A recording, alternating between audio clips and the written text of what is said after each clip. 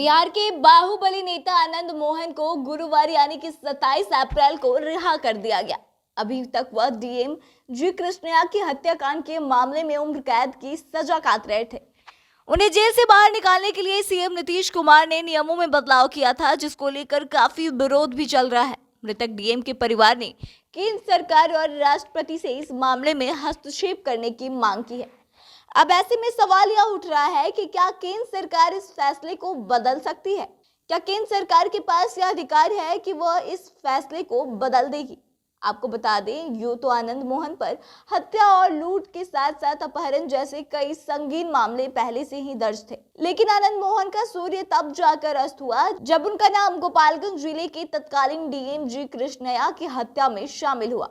बता दें कि पटना कोर्ट ने उन्हें दोषी ठहराते हुए फांसी की सजा सुना दी थी। आजाद भारत के वह ऐसे पहले नेता हैं जिन्हें फांसी की सजा सुनाई गई थी। हालांकि बाद में ऊपरी अदालत ने इस सजा को उम्र कैद में बदल दिया था। दरअसल बता दें कि आनंद मोहन जैसे दोषियों की सजा रेमिशन पॉलिसी के तहत माफ की गई है।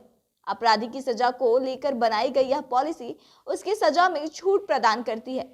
साथ ही इसके तहत किसी भी सजा को राज्य सरकार कम कर सकती है, लेकिन इसको लेकर काफी विचार विमर्श करना पड़ता है और कैदियों के व्यवहार का आकलन भी किया जाता है। बता दें कि बिहार सरकार ने 10 अप्रैल को बिहार कारा हस्तक 2012 के नियम 481 के क में बदलाव किया।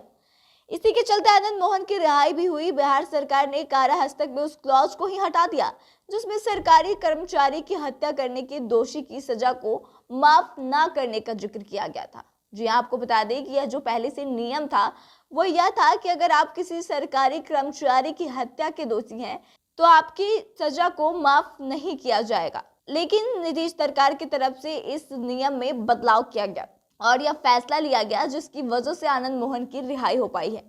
आपको बता दें कि पीड़ित परिवार के साथ साथ आईएएस एसोसिएशन भी इस नियम को हटाने की बात को गलत बता रहा है। उनका साफ तौर से कहना है कि इससे लोक सेवकों का मनोबल गिरेगा।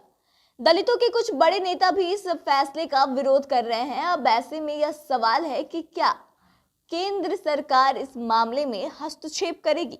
वहीं आपको बता दें कि कानून के जो जानकार हैं उनकी माने तो इन दोषियों की रिहाई और सजा में कमी को लेकर केंद्र सरकार किसी भी तरह का कोई कदम नहीं उठा सकती है। ऐसा इसलिए है क्योंकि राज्य ही जेल मैनुअल बनाती है।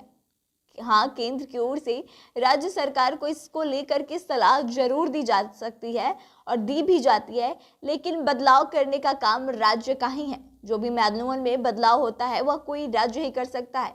तो ऐसे में जो जानकार है उनका साफ तौर से कहना है कि केंद्र इसमें किसी भी तरह का कोई हस्तक्षेप नहीं कर सकती है। साथ ही आपको बता दें कि 27 अप्रैल को बाहुबली नेता को रिहा किया गया था, जिसके बाद से कई लोग उनके विरोध में खड़े हो गए हैं। जो बिहार में बीजेपी भले ही खुलकर उनका विरोध नहीं कर रही हो, लेकिन दूसरे राज्यों की पार्टियां नीतीश सरकार को गलत बता रही है। यहाँ तक कि दलित के बड़े नेता और जो मृतक डीएम है जी कृष्णया, उनकी पत्नी और बेटी की तरफ से केंद्र को इसमें हस्तक्षेप करने की मांग की गई है। राष्ट्रपति और प्रधानमंत्री से उन्होंने मांग किया है कि वह इस मामले में हस्तक्षेप करें। तो फिलहाल इस खबर में बस इतना ही। आगे की तमाम खबरों के लिए बने रहे हमारे साथ, देखते रहें द इंडिया टॉक। धन्यवाद।